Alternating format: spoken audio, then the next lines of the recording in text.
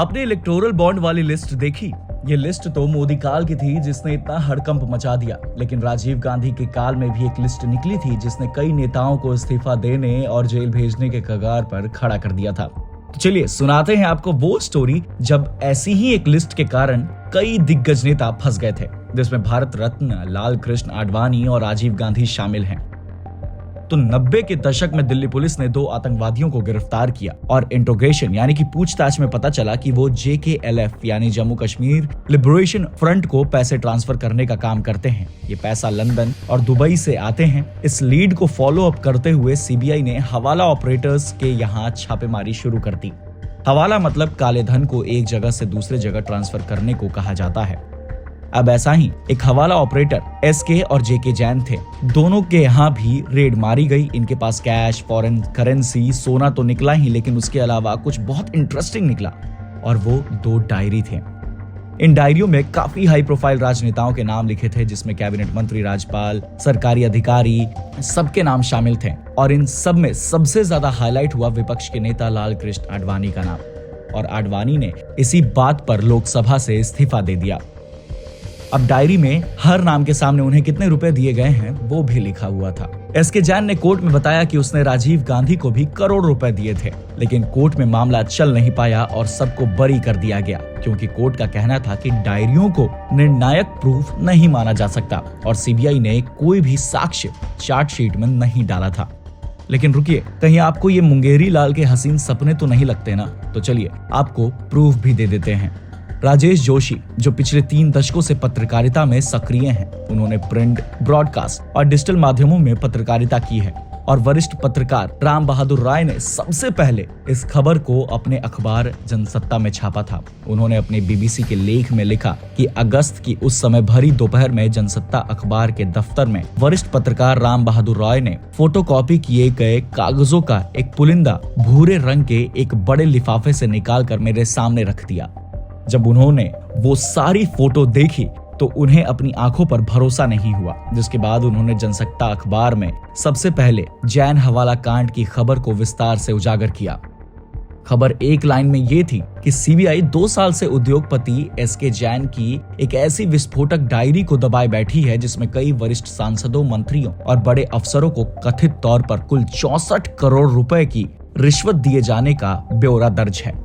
जिस तरह आज भी कई सनसनीखेज खबरों का उद्गम डॉक्टर सुब्रमण्यम स्वामी बनते हैं, वैसे ही 29 साल पहले 29 जून 1993 को दिल्ली की ही एक तपती दोपहर को उन्होंने लाल कृष्ण आडवाणी को अपने निशाने पर ले लिया।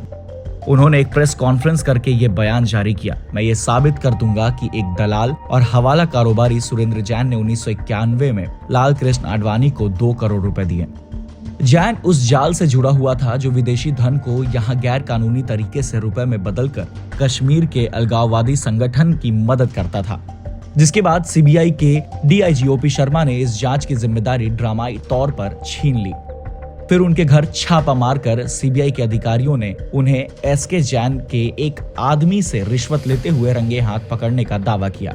उन्हें सस्पेंड कर दिया गया। जाहिर है OP शर्मा इस बात से काफी नाराज थे और इस नाराज अफसर को ये पता था कि सुरेंद्र कुमार जैन के घर से बरामद हुई विस्फोटक डायरियों में किस किस राजनीतिक हस्ती का नाम दर्ज है। विस्फोट तैयार था। जैन डायरियां मिलने के बाद हवाला और कश्मीरी अलगाववादी और नेताओं, अफसरों की जांच करने की बजाय CBI ने पूरे मामले को रफा दफा करने की कोशिश की और छापे में बरामद डायरियां और दूसरी चीजें CBI के मलखाने में जमा करवा दी गई। लेकिन पूरे 2 साल बाद इस मामले में फिर जान डाली गई, जब डॉक्टर सुब्रमण्यम स्वामी ने प्रेस कॉन्फ्रेंस में दावा किया कि हवाला कारोबारी ने लाल कृष्ण आडवाणी को 2 करोड़ रुपए दिए हैं। इस सूत्र को पकड़कर OP शर्मा से संपर्क किया गया और 17 अगस्त 1993 को जनसत्ता में डायरियों के हवाले से खबर दी गई। लेकिन इस बात पर अखबार में पहले असमंजस की स्थिति थी कि डायरियों में दर्ज नेताओं के नाम छापे जाएं या ना छापे जाएं।